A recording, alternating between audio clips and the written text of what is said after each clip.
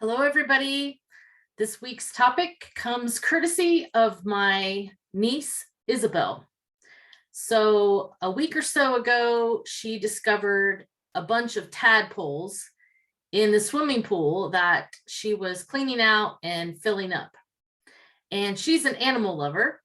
And so she decided she was going to raise these tadpoles to froglets and, of course, eventually to frogs. So here's a picture of her in her baptism dress, scooping out tadpoles out of this temporary plastic container that she had put them into. So I decided to take advantage of this experience and learn a little bit about tadpoles. They have really delicate skin. So as you can see, she's being very gentle with them. And I learned that they have this semi-permeable skin that allows them to stay underwater a little bit longer. And in that water, they can absorb oxygen from the water. Isn't that crazy? At this point, they have gills and not lungs, I think. And I just think it's another one of those miraculous designs that God has created.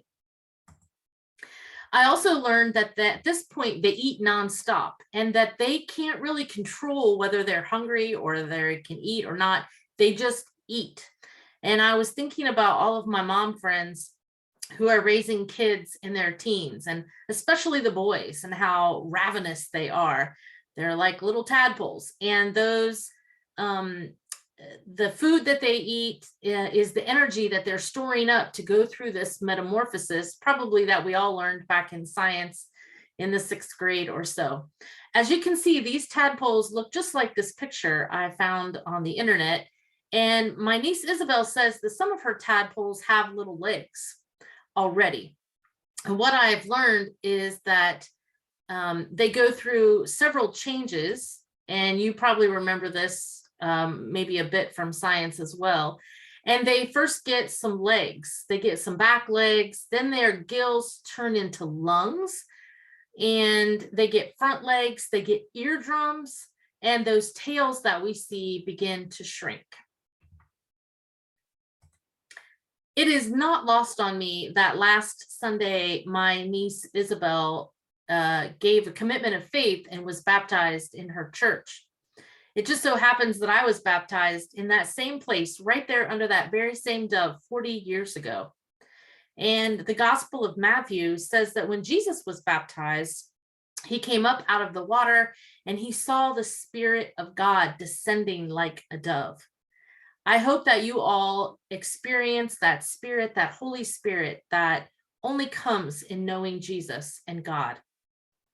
It also is not lost on me that baptism is a bit like a metamorphosis of a tadpole. It's something that we go through before adulthood. And I'm so pleased that Isabel has decided to make this commitment.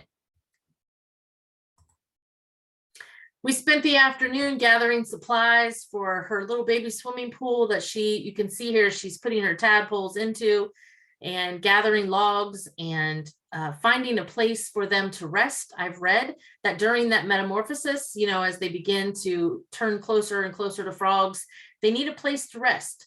We should probably take a hint from these tadpoles and frogs that we need a place to rest too, especially after a change, especially after some drama. And we know we all go through that, no doubt.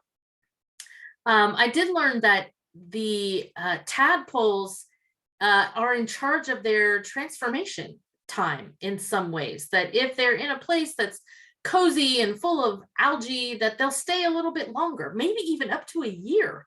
And the process of this transformation is usually no more than like 12 or 14 weeks, according to what I've read. But if their situation, maybe the temperature is cold, or there are fish nearby, there are predators nearby, then they'll quickly metamorphosize. Is that the right form of the word?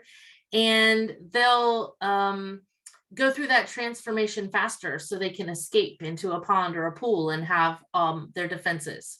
So pretty amazing what God has put together. I also learned that the last step of when they actually turn into a frog is sort of like 24 hours, poof, they're a frog. And again, thinking about my mom friends and the kids that I know, and how you look at them and they're just children. And then one day they're big and they're strong and they're making decisions and they're having adult conversations, and they have poof turned into a person, a fully functioning person. I hope that you have a good week, and I hope that you take a rest in times of transition. Be well.